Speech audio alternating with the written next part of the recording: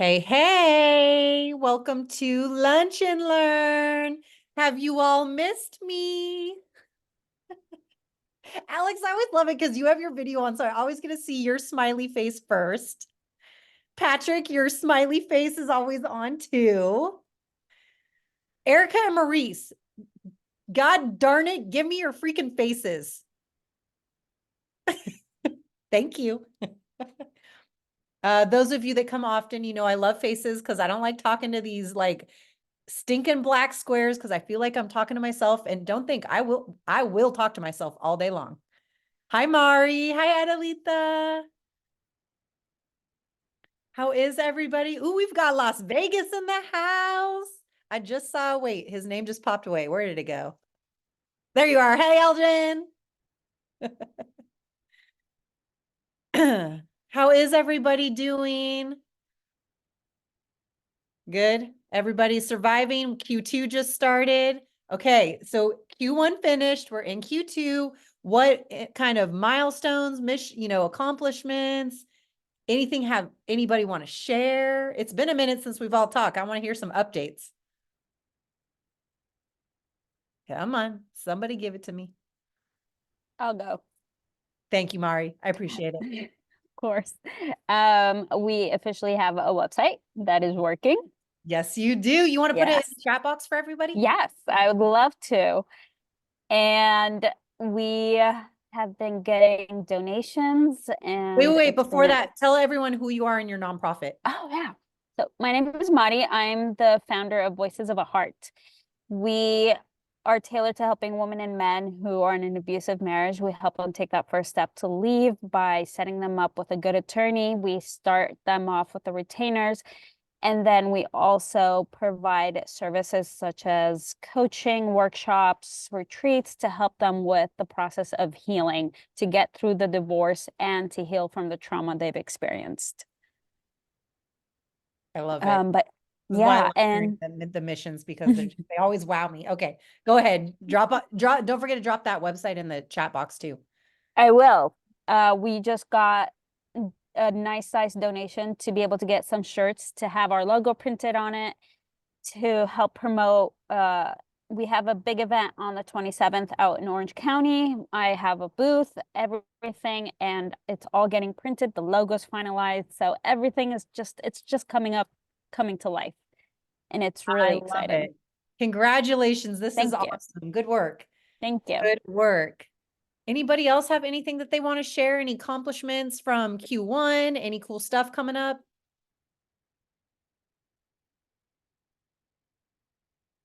Okay, we just got Mari that's brave enough to share with us today. So sometimes we have a chatty Kathy group, and sometimes people are a little tired, shall we say. I guess it's midweek. I love seeing all the faces. Hi, Morgan. Hi, Nikki. Hey, Okay. Morgan, congratulations, by the way. yes, I was gonna share. I was just gonna chime in. Thank you.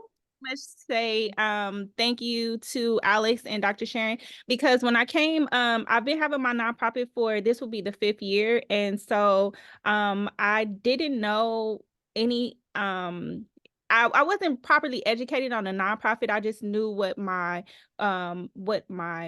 goal was, which is to help youth girls.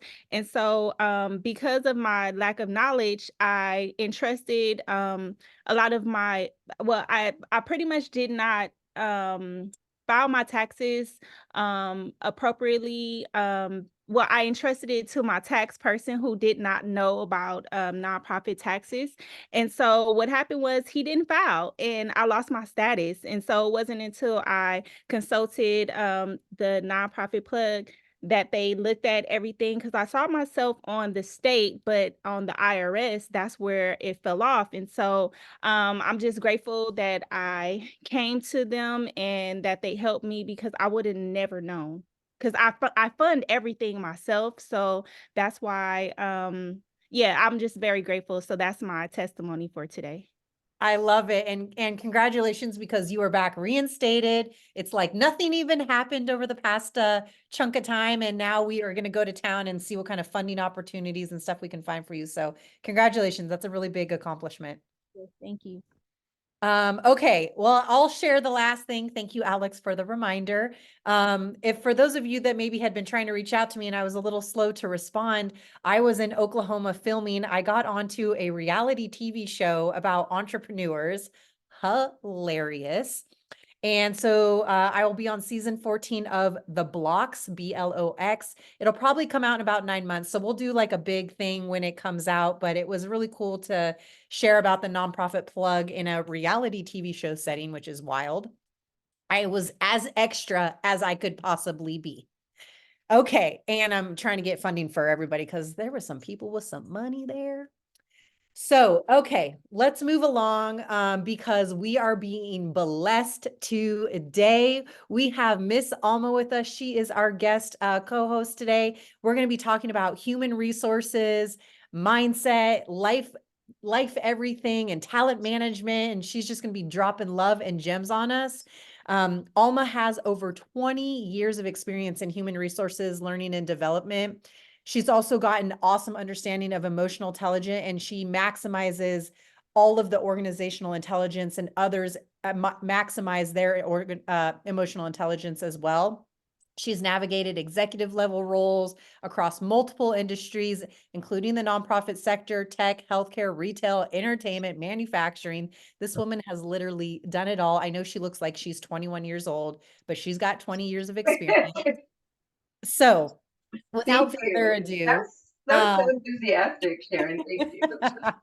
listen, if there's one thing I'm known for, is a good introduction. I, And you're to be easy honest, because you're an easy one because it's so easy to talk about you because I love you so much. So, Alma, before I really kind of open it up to kick it off, I was kind of hoping maybe you could just share a little bit more specifically about like what does human resources and talent management actually mean? And then I'd love to open it up to the group for some questions and then drop absolutely, some gems on them. absolutely. I'll actually take one little more step back. So just so everybody understands a little bit more of like my spread. So I'm a certified career and life coach, but I do HR consulting as well. My heart and my spirit has always been in community service work. I have successfully founded and led a very, very impactful nonprofit for the last 7 years.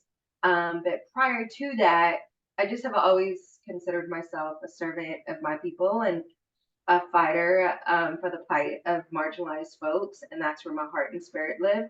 I just happened to need to make money. So I went and learned about human resources. And I actually didn't even know what HR was when I first started. I'm first generation immigrant. So I got recruited into HR and I've been there ever since. So that's a little bit of my breadth of touch, I guess. So I have all the formal background in HR. So human resources, whether we look at the nonprofit sector or any industry, very similar to like accounting or like tech. It is what it is regardless of the industry, right? So the staples of organizational development, human development. So I specialize in developing leaders. So how do you implement infrastructure? How do you hold your team accountable? How do you build safe space? How do you navigate the tumultuousness of everything while trying to keep your talent, keep them engaged, do conflict resolution? So all of those things are where I specialize. Human resources also includes operations, which I've also overseen. It's not my favorite, but I definitely know ops as well. So how do you onboard someone through their entire employee life cycle? So hiring, onboarding, sustaining, developing, and then transitioning. The transition could either be elevate or move laterally or move out of the organization. So that's the employee life cycle, as well as payroll, benefits, and all of what I call technical HR, which although I've overseen, it's not really what I love to do. I know it and I could speak to it, but it's not, I'm not like I don't really enjoy the paperwork aspect of anything. So, but I do know it. I've overseen it. It's essential. But I would definitely, in my opinion, whether it's been in the nonprofit area or in companies, I always say outsource that part so you can really spend your energy and your education and your development in all of the softer pieces that really, really make a impact to your so yeah, that's what human resources is. I definitely consider it a staple, right? Not because I do it, but because I've been in organizations that don't have it or that don't have a consultant or don't have a go-to for HR. And you can feel the lack of, wait, why are these titles? Wait, you have this person reporting to that person. Wait, you've never documented this? Like, so you can really see those gaps when HR isn't around.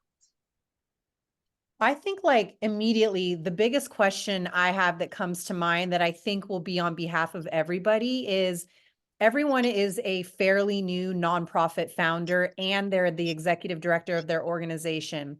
So typically they're not at a budget level to even hire anyone and especially not put them on W-2. And if they're in California, because they're just not, there's no funding to pay payroll taxes. And so Yeah. most people are bringing on independent contractors. Do you have any kind of recommendations on like the whole concept of talent management and how to treat independent contractors, but really having them as like employees? And most people on here, anytime they have to work with somebody, it's on like a 1099 sort of setup for now.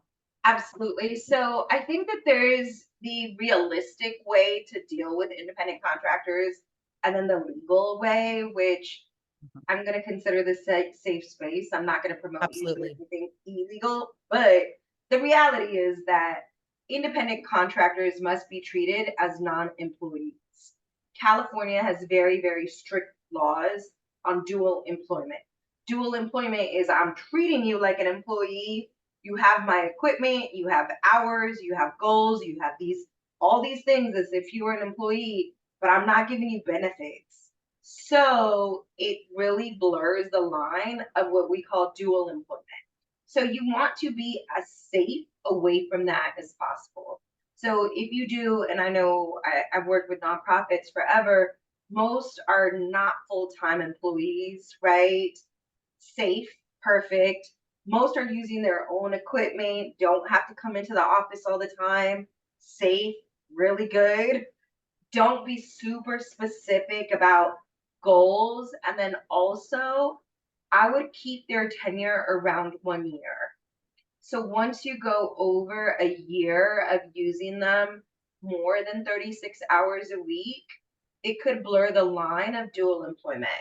So I'm not saying it's super strict because many nonprofits are so under the radar that no one's really paying attention to us. But kind of, I believe it was Morgan, and it's something that I wanted to touch on. Oftentimes, we get in cahoots with people that we think are our friends and that want to help us, and they're not really with. Can I curse?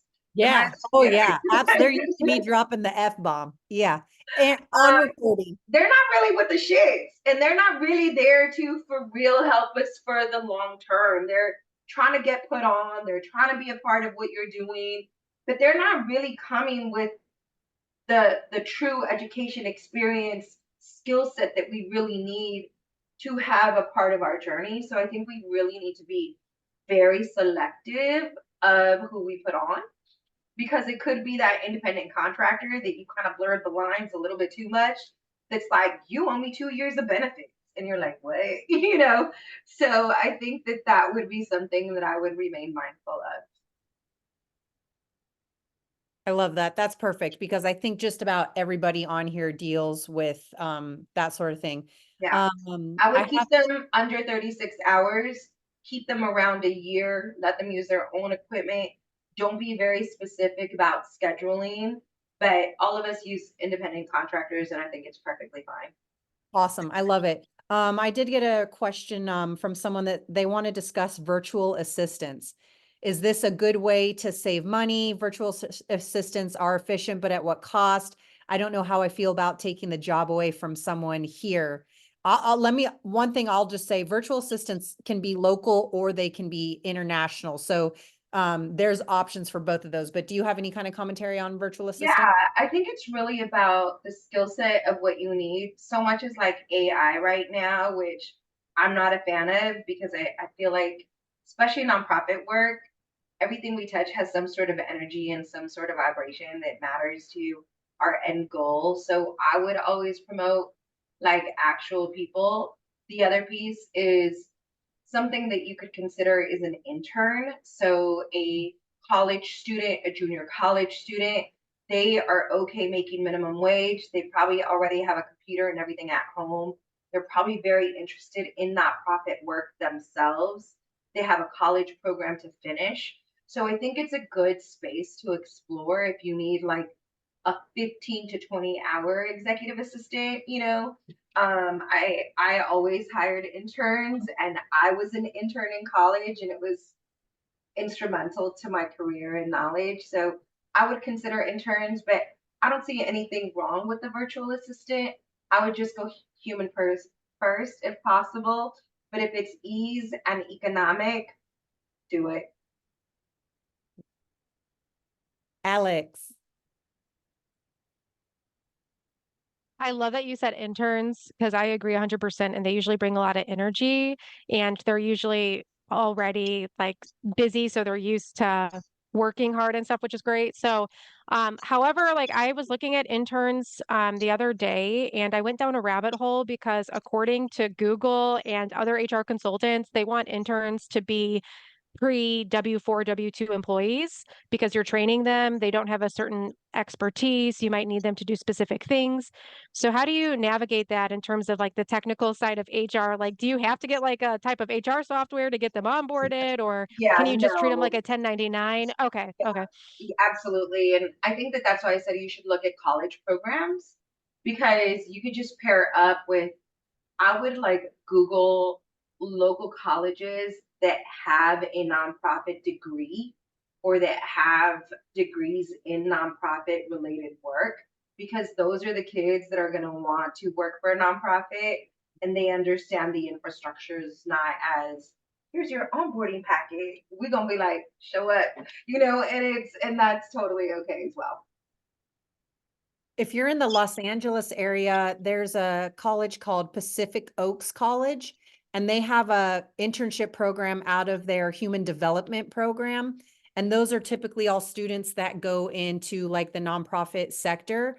I would just caution folks that when you do take an intern, be prepared to be involved. This is not someone coming in with a developed skill set. So when you're dealing with an intern, being mindful that There's this is someone teaching. that's in a learning environment. Yeah. Yeah. And There's and there's good ones and there's bad ones. yeah. And then that's the intern component. You could also hire a master student or like someone that's in college that has some experience outside of an internship program. And again, they don't need a lot of money. But like I'll just say, for instance, my daughter has worked for nonprofits, but she's like gonna go for minimum wage. She already has years of experience and she could deliver a function, right? But she's still in college and can only work like 16 hours a week. So those people are available too. I love it. Patrick. Oh, I totally forgot to make Alex do it, but definitely like tell us your name, your nonprofit and mission, and then ask your question. All right. I'm Patrick Ketchum, Force Multipliers. We are creating a way to connect veterans with organizations that serve veterans. One thing that I'd bring to your attention is vocational, it used to be called vocational rehabilitation and employment through the VA. It's VRNEs now, but it's not the same acronym. But they will, because I did this, they will provide an employee basically, and they will pay their wage and everything. So like I worked at the FAA for an entire year. FAA didn't pay me anything. I never got onboarded. My employer was, or I was technically getting the benefits through the VA. So that's another option. If you're a little bit more, you have a little bit more of an advanced down the road kind of business or nonprofit, that's you can look into becoming a person that they'll recommend to, because it's a way to get some pretty quality people in. I love that. Yeah, that's a good one. Thank you, Yeah. Patrick. I'm trying to remember. Did I may have sent you, did I send you an intern before, Patrick? I can't Not remember. yet. Not yet. Okay. I was, for a while, I ran an internship program and I was placing, a lot of our students throughout the community. It was hit or miss on some of those. Oh, and Patrick Adelita, thank you. She just put a link in the chat for, some stuff. Thank you. Absolutely. And shared with us, a lot of colleges have workforce development programs where you can reach and become an employer partner. Yes. And actually, even in Watts, a lot of the workforce development centers too, they have, a lot of those where you can partner and they'll send high school students and college students and anyone that's just sometimes ages 18 and over that are just trying to regain, and they'll pay their hourly wage, which is really fun. We love Yeah. that. Yeah. I do think that there's also like some real good talent in college students, junior college students that are looking for part-time jobs that do already come with some sort of skill set as well outside of programs that are pretty economical that are just looking like for a part-time gig. So yeah. I Any love other it. questions? No. I could go into what my top three recommendations were, I Sharon. love it. So one of the things when preparing for this call with Sharon, so as many of you know, I just shared I've worked on the corporate side for a really long time, but during this entire time, I was present in nonprofit community work, whether it's sitting on boards of academia. I was district chair of minority scholarships for UCLA for 12 years, ran my own nonprofit, sat on different chairing committees, all that kind of stuff. And one of the things that when I do speaking engagements, I speak to some of the major components that I have seen as gaps in nonprofit leadership, that often I don't see as big of gaps. I'm not saying it's perfect, but the gap is a little more visible, from my corporate experience to my nonprofit experience. And I kind of built the three. One is emotional intelligence. So understanding where you're at as a leader across the basic components of emotional intelligence, right? So social cues, emotional management, ability to lead relationships. So all of the components of emotional intelligence, where are you against them? Are you really, really great with self-awareness? Do you understand what self-awareness is? And self-awareness isn't how much do I know of myself, but how honest am I about how others feel about me? So self awareness isn't just like, well, I know I'm like this, but how do other people see you? Right. So the awareness of emotional intelligence and kind of where you sit across the components. The other piece, and I believe it was Morgan that spoke about like someone that really didn't do right by her setup. I hear those stories all the time. My board didn't properly take care of my money. Who's your board? Like what's their background? Like was it just your friend that you were like, oh, I just need, like, how are we really, really selecting these people? Are you really interviewing them? Are you really looking at what they did for this other nonprofit? Did you call Sharon and be like, yo, this person said that they worked for you? Are you doing background checks, right? Because in corporate, we do background checks on everybody. Are you looking at their, credit experience? Are you really doing your due diligence in who you're choosing to be a part of your baby, right? Like all of our nonprofits are our heart, our spirit, are like we're birthing them, right? So we want to be a little bit more selective and exclusive about who we're giving co-parenting rights to, of our babies. So attracting and retaining talent, right? The attracting piece I just spoke to. The retaining piece is, are you really able to understand who's adding true value to your network? And are you pouring into that value, right? Are you ensuring that they remain engaged, that they feel connected, that they feel like you're investing in them as well? Are you doing reward and recognition for those that are really nourishing your pot, right? Do you have any questions on emotional intelligence or attracting and retaining talent before I go to the next? Does all of that resonate to y'all? Miss Adelita. Let me say this before Adelita goes in. And Adelita, don't forget to introduce yourself. This woman comes with literally the best questions every single lunch and learn. And I need to do a better job of just capturing her questions and just promoting her questions alone, because everything she asks, everyone's also thinking it and wondering it too. And I love it. she asks on like behalf of everyone. Okay, go ahead, Adelita. Thank you so much. Like I always have questions. I learned so much from all these lunch learning sessions you all put together. Thank you. So real quick, I'm Adelita Lopez. I reside in Long Beach, California. In terms of what I do for nonprofit, I currently I started consulting early last year. But what I do consulting in is it's called management, really professional management. And so that includes a wide array of services, helping people set up structures like how do you manage these grants that you're receiving? Who do you staff? How do you track? But I also have a day job where I work for the city of Long Beach. And in my day job, I also do this across 85 programs, around $290 million for just manage all that good stuff. In terms of emotional intelligence, I think this term has been, recently, like everybody's becoming more aware of it, what it is. One thing that I'm seeing in the nonprofit field, and Long Beach has a really active nonprofit sector. I don't know if folks know, like there's so much money and so many nonprofits out there. But one of the things that I've noticed is that, when you ask, for lack of better words, like when you ask folks who are maybe on the older career side, people who have been in the workforce for 30 plus years, what that means versus all these college students that we were just talking to about, that we were just talking about hiring because they want to get in the community, they want to do work.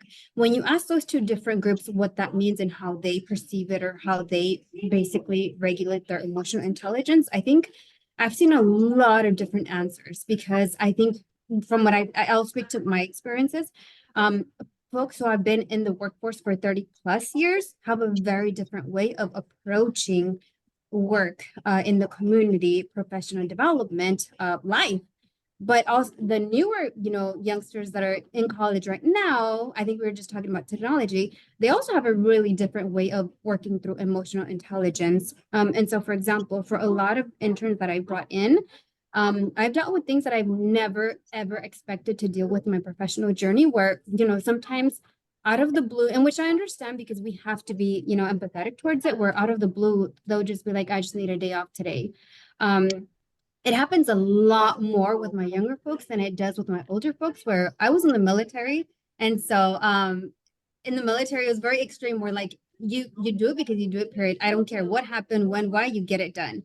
And so sometimes I feel like, what's that right balance, but also how do you teach those very two different groups of folks what EI is on a standard level and how they can each approach it? Absolutely. So I actually, when the millennial workforce came in like 7 years ago, actually put a program together for my senior leaders on how to deal with this new wave of younger folks that we were like, WTF? Because they were like, why am I not in that meeting?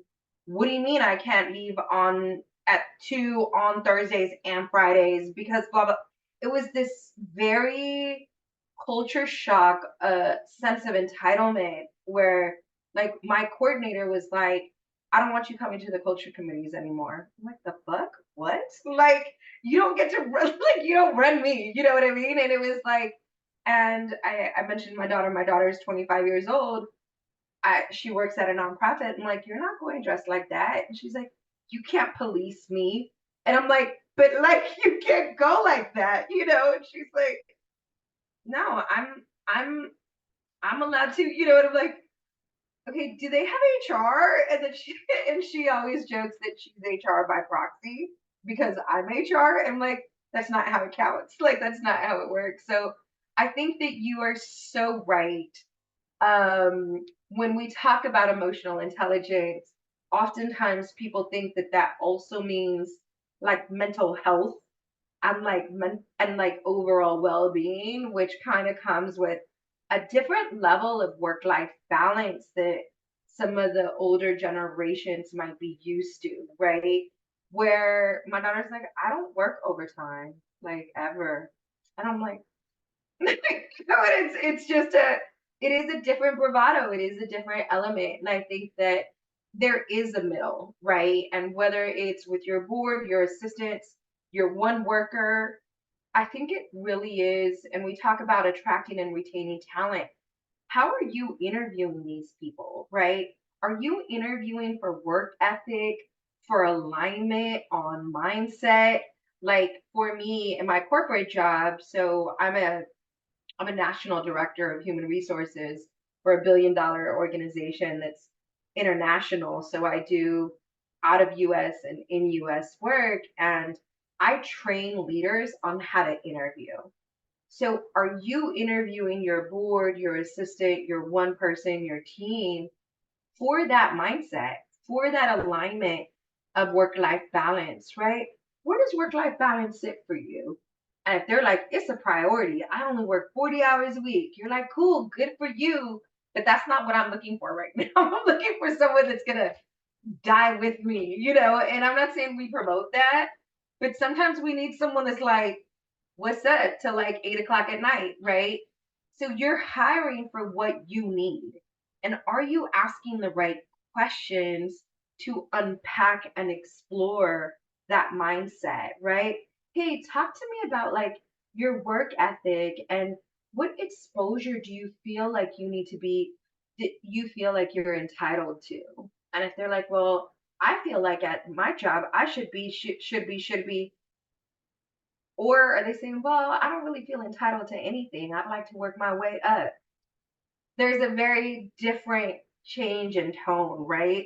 And then you'll be able to kind of see what am I more aligned with. I will say in general, work-life balance and mental health advocacy is something that is like, I feel like they're teaching this in college right now, but this newer generation is like, this is what it is, this is what I need, and it's kind of almost not negotiable. So I think really sitting with the questions that you're asking to gain alignment and ensure that there's a cultural fit with who you're attracting is super important.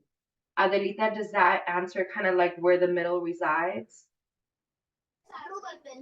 Yeah, that's very, very helpful. And then, not to like knock any certain generation. It's just I Yeah. feel like we're in this space where technology and things have evolved so much that now I think I can easily work with somebody who's 18, 19, 20, whereas maybe 30 years ago, if you were 18, 19, 20, you were not able to, I think, gain as much knowledge as quickly as today. And Yeah. so it's just really, really different. And I feel like I'm sitting in this kind of middle space because I Middle. do work in tech, but I also do a lot of community work and Yeah. just being, how do we coexist? So, Yeah. I think the millennial generation really kicked open the door that these other generations are coming right behind, where we, the older folks, are like, oh, word, like that's what you feel should be happening. It's just a different awakening of sorts. I could tell you honestly though, the more I have worked with the youth, the more they have taught me about mental health advocacy, the more that they have taught me how to find my home, find my space, advocate for work-life balance, have those clear boundaries.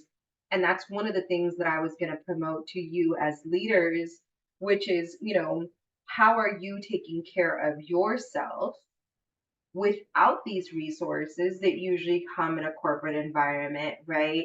Where are you finding your calm, your peace, your grounding? So when you are in these boardrooms, when you are hiring people, that you have done your self work, which is what I often see not being done very well by leaders in corporate space. I mean, in nonprofit space. So I want to make sure that, those are kind of like one of the things that I said is how are we developing ourselves as nonprofit leaders in regards to our mental, our health, our well-being, but also your skill sets. When's the last time that you took a little workshop on how to interview people, right? or you took a little workshop on emotional intelligence, or have you read an article of how to build safe space? Do you know the components of building safe space, right? So how are you also developing yourself to show up as a polished, well-rounded, healthy leader within your dynamic? Yeah. Any other questions? I had one in the chat, and Diana, I'm so sorry, you may have to add in some more context, but you were talking earlier about like understanding, emotional intelligence and team dynamics. And so a couple folks are wondering if you're horrible at small talk, or if you think you're horrible at small talk, because the person asking, I'm pretty sure she's not horrible at small talk. But if you're like, small talk just isn't your thing, what do you recommend? I, you know, okay, I think I will tell you this. I struggle with small talk. I only like deep, meaningful conversation. However, I think you should go to your go-to also. I had dinner last night with two of my best friends, and they're introverts. And I've been best friends with them since like sixth grade. And they're like, we always pick that extrovert, right? To hang out with that could work the room. That's okay too, right? So when you look at attracting your talent, attracting those around you, do you have a right hand, a left hand that can complement the fact that you're not really like the small talk? Is there someone in the squad that does? And then you leverage them for events. And then for you, I think that that's okay to stay your authentic self and acknowledge, okay, here's an area that I could do a little work because I'm going to have to meet somebody. I'm going to have to build my network. So much of the work that we do, like Sharon and I are now bartering like services with each other.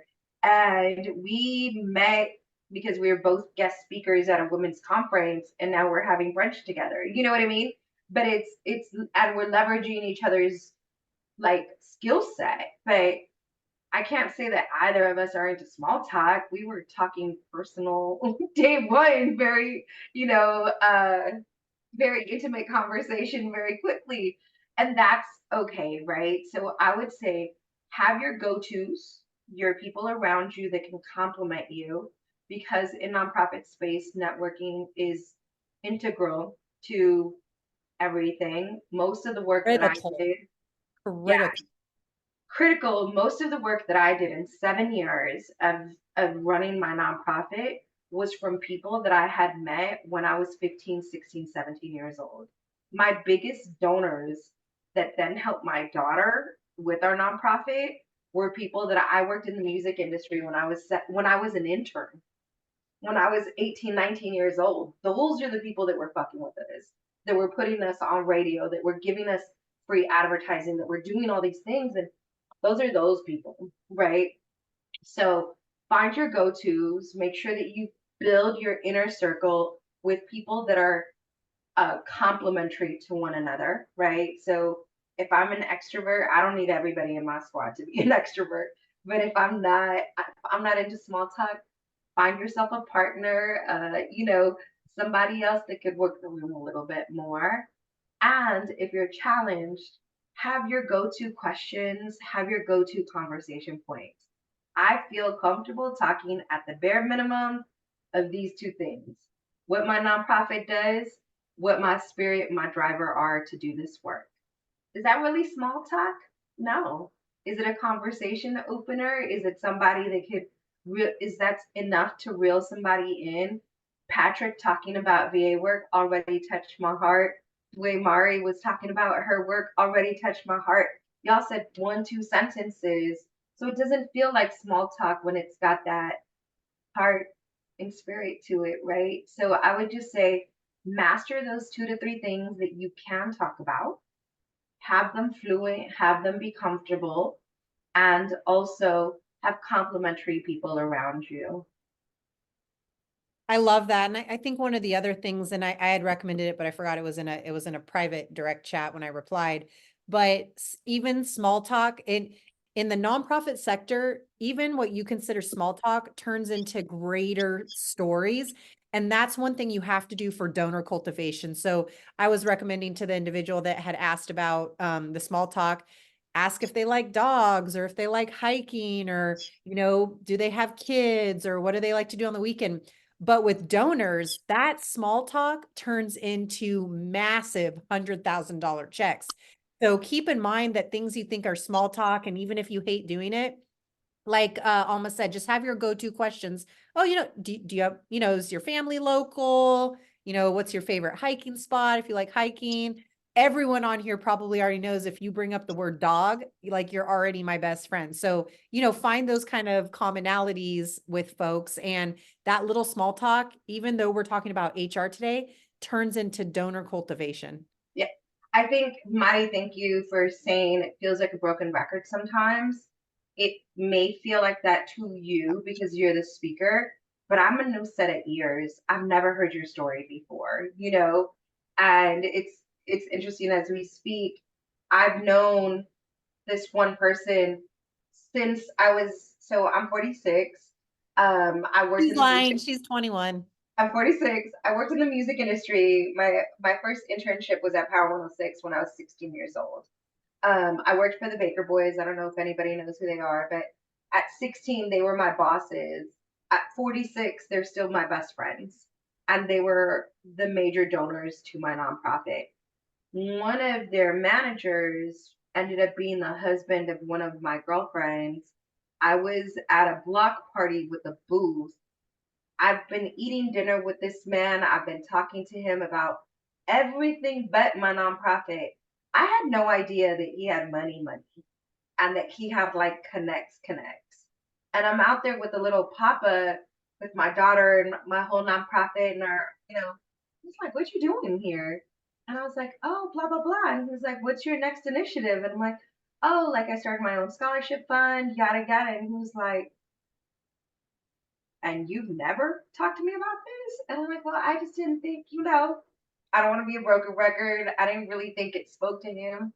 And he was like, "You do know that I have money, right?" And I was like, "What?" Like, and it would have been a source that I could have tapped into forever. And I just never thought about being a broken record to him, And I think that that's where we really need to shoot our shot all the time, because we never know.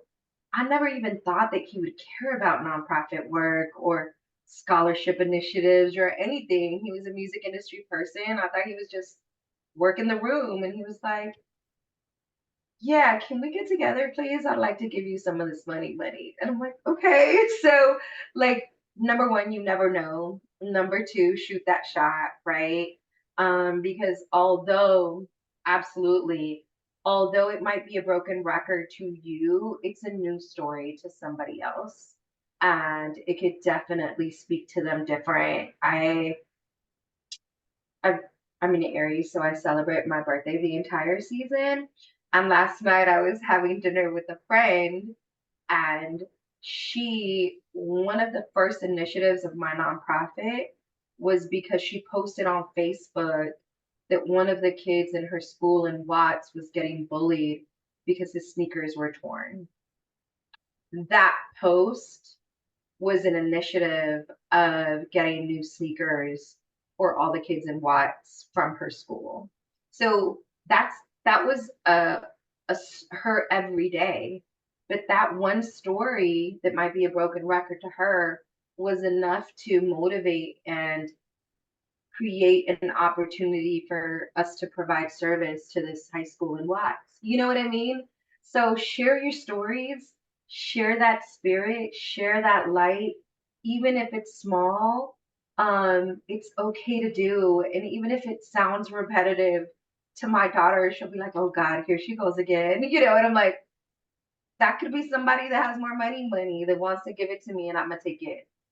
So even if it's a couple sentences, it's a new story, it's a new vibration to somebody that could do something for you. Yeah, I love that.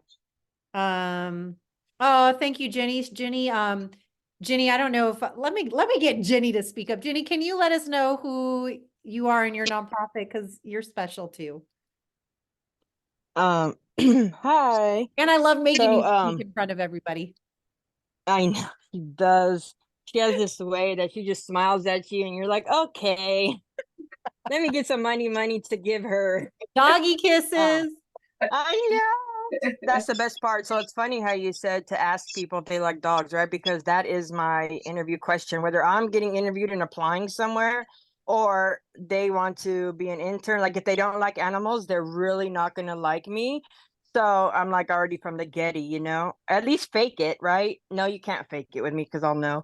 But I'm an organization called the Action Project, and it's a youth mentoring um organization, and we plug in right here. If you happen to be in the LA area and have anybody that is recently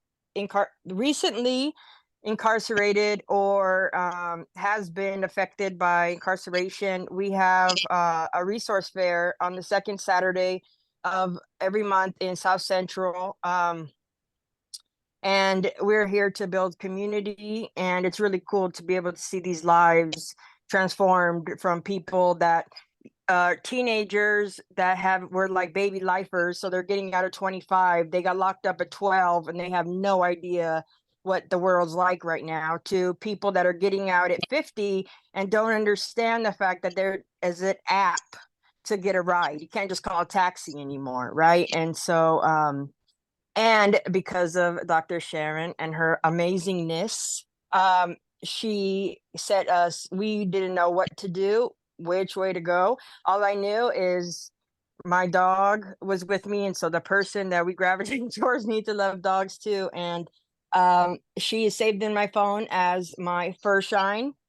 And yeah, so she's amazing. If you have yet to, I'm assuming everybody on here has worked with her to some degree or getting into it, and if you are, you have made the best decision ever, emotionally, spiritually, financially, because it seems kind of scary, right? Like, oh shit. But then Oh, you shit. feel like her love, and like, and Alex too, and how hard they work for you, and like they literally just want the best for you guys. They're like, hey, I learned this, so I want to be able to give it to you. And yeah, really grateful that you hold space. And behind me, I'm hugging a cow. So if you live in California and happen to be in Santa Clarita, there's a barn that you can hug cows, and it's amazing if you've ever been into that. And if you're not, that's okay. Some people don't want to hug cows, and I'll still like you and welcome you on the second Saturday in South Central. I love Thank that. you. Jenny, you're Jenny. fantastic. Jenny's Yeah. and she's a good example too, Alma, of like, how can Jenny and her husband have a nonprofit and they're new nonprofit founders, and them adding like the whole HR component to their organization and talent management and understanding people. Jenny, you do such a good job of connecting to people, even though you like to say you're the most introverted individual. Adelita too. So it's wild. Oh, did we just lost? Oh no, we lost somebody else. The screen pops around, so like people disappear on me. So I think what's really cool is Alma, like Jenny is someone that I would love to see, you know, have the opportunity to do stuff like the DISC assessments and Okay. really further implementing. And actually, why don't you, can you tell us what the DISC assessment is and like give us Sure. a tool that people can use? Absolutely. Then I know we're at time, so I wanna end in my little like, let's go. I just want everybody, right? One of the things that I always would end up doing within my nonprofit work. So my nonprofit was 100% volunteer ran by youth. So we didn't have any like official employees. Everybody was a volunteer. Um, and we did every single week. We would do hits and misses within the team. So that's a very corporate kind of thing to do. So whether it was an activity, a meeting, an event, everything had a formal hits and misses. What did we do well in this activity, in this initiative, in this event? What did we not? And what are our course corrections to minimize the likeliness of these things not going well again? So just ensuring that you guys are doing that monthly, quarterly, some sort of assessment on the front side and the back side of the work that you're doing or the infrastructure that you're building, right? What could we have done better? Okay, time management. All right, how are we going to do time management better next quarter? Something like that. And ensuring that you yourself are investing in your skill set development while you're building and running. So those, I wanted to make sure that those are our walkaways. And I'm really challenging your discomfort, right? Because you never know who's got money to give you and shoot that shot all the time. Sharon actually she ended up supporting in some of my things, and I had no idea that that was an option. I just spoke very vulnerably about what I'm going through right now, and help was there. So just speak, let your spirit guide you. So DISC is a behavioral assessment tool. It's like a personality tool type of thing.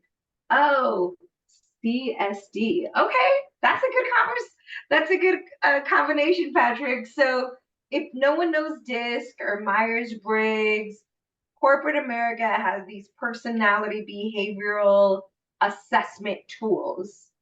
DISC is my favorite because I've ran teams that are super, I've had 17 direct reports in corporate America. When I ran the nonprofit, I had about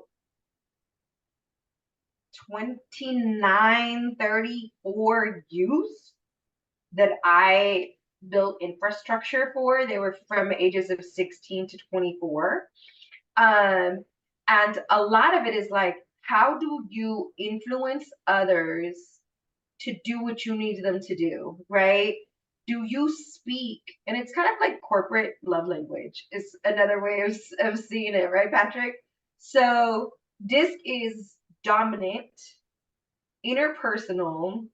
People sometimes use standard, or like it's really kind of like the consistent one is the S, and C is concise. So people like Donald Trump are known as the D's. They're kind of like just dominant. They just want to win. They just want to be right. They just need to go and get it done. I is good morning. How are you doing? How are your kids? Did you guys have a great weekend? And need to have that conversation. S are the folks that like will never volunteer for shit. And you're like, oh my God, can someone volunteer, please? Can someone say something? And they're like, I call them the smooth sailors, because you can put them in any room, in any committee, in any project. They'll get it done, but they're not going to add ambiance and flavor to the room, but they're also not going to be distracting and disruptive. They're just your smooth sailing. And then C usually are your math and science people. They're the people that are super, super concise. So my daughter is autistic. She's a C. I will be like, yeah, we had about 20 people there. And she's like 18. I'm like, yeah, about 20. Like, oh, the other day when you were wearing yoga pants, she's like, leggings.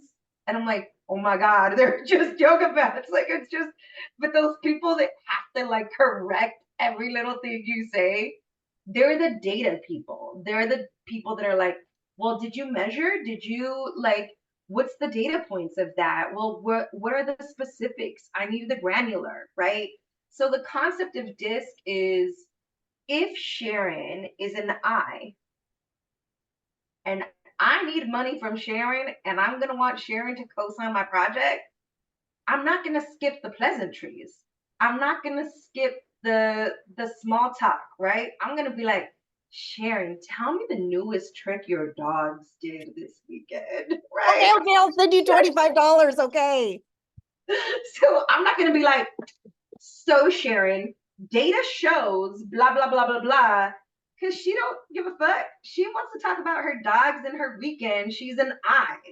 So I'm going to approach Sharon, even though I'm a C and I love data and I love preciseness, I can't speak my language.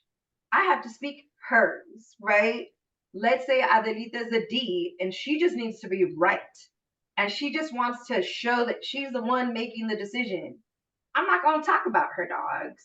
I'm not going to ask her how she is. I'm going to position it to be like, so Adelita, remember last time that you told me to blah, blah, blah. Well, I was so inspired by what you told me that I went and I did yada, yada. I'm so thankful because you were so right. Adelita's going to be like, signed, approved, because I'm making it her idea, right? And I'm positioning it for her to have that win. So the disc concept, and I told Sharon if she could gather a group of like 12 people, it's about a 3-hour workshop. I could have everybody run through. It's a test. The test is $150, $125, not via me, via the disc program. I would then look at your scores and we could see, number one, it's really about how do you tend to communicate and how do you come across. So thank you, Patrick. You shared you're a CSD, right? So he needs data. Preciseness is important to him. Granularity is important to him, but he may bore people because he may run a little too precise. He may overwhelm people with unnecessary information that might be overwhelming to me because I'm an actual I. Like I just want to be friends and like skip in the park together. And I don't care about his data. Like I just want to move forward and have a great time. So any questions on that? Ginny was wondering, how do we test to see what letter we are? But if she doesn't, I'm actually gonna set up a date and a time with Alma, you guys, to offer 12 slots for a disc assessment on behalf of the nonprofit plug.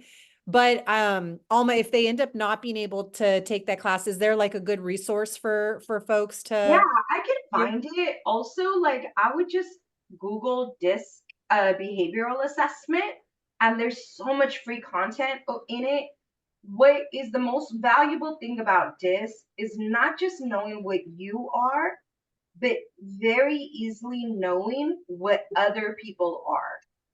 So immediately for me, when I went to my job, the COO, she's a C.